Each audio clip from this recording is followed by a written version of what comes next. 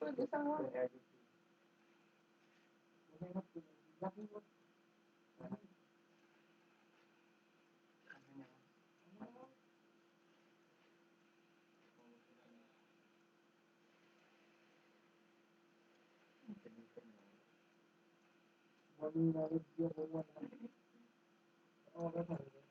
ความด่ามันขึ้นด่ามันขึ้นแล้วจะสู้หรือว่าหาเห็ดบ่ถูกบ่ได้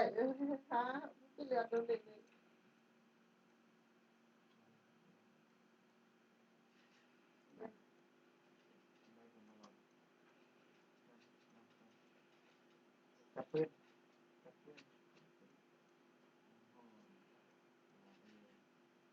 ไอ้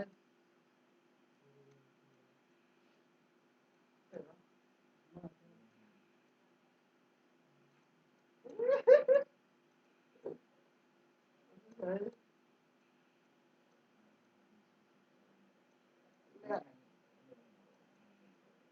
เลือดแดงที่ซอยนี่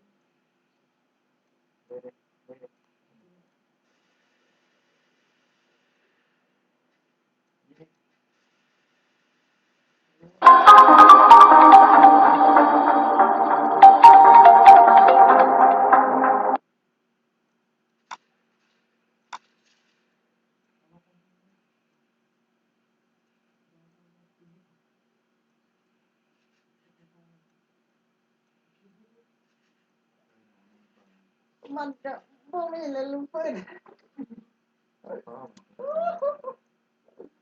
ไว้ว่าแต่นี่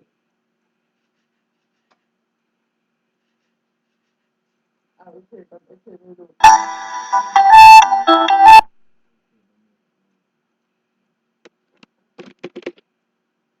ก็นั่นที่เขาว่าเด้อตายเอาโอเค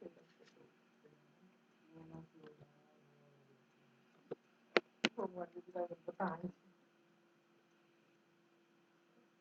เลยจะได้ตาย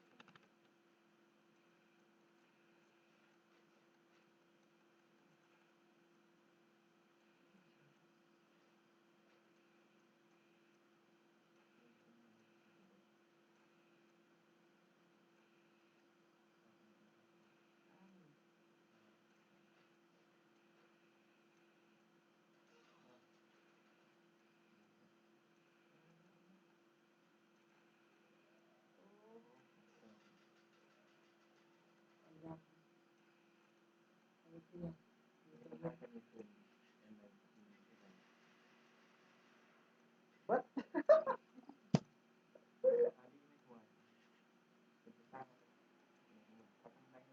มันทรมานจริ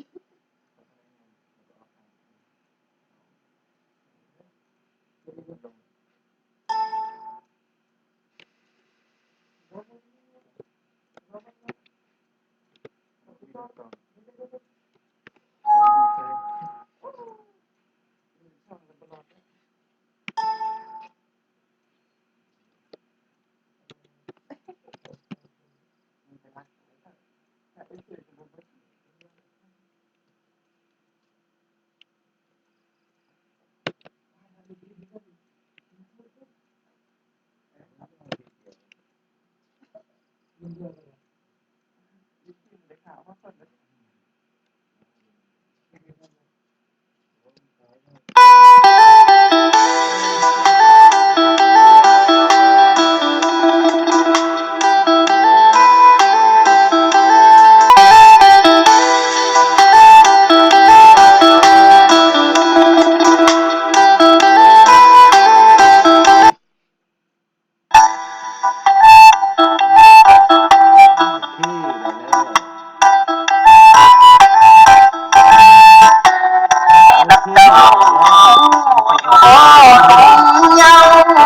ายหักเจ้า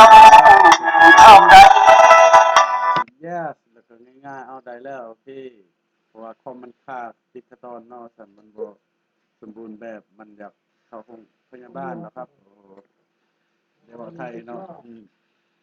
ท่านได้มักแล้วกดไลค์กดแชร์หน่อยเด้อทางช่อง YouTube อ่าอ่าพ่อบ้านพ่อแบนเพิ่นว่าซั่นโอเคขอบใจหลายๆ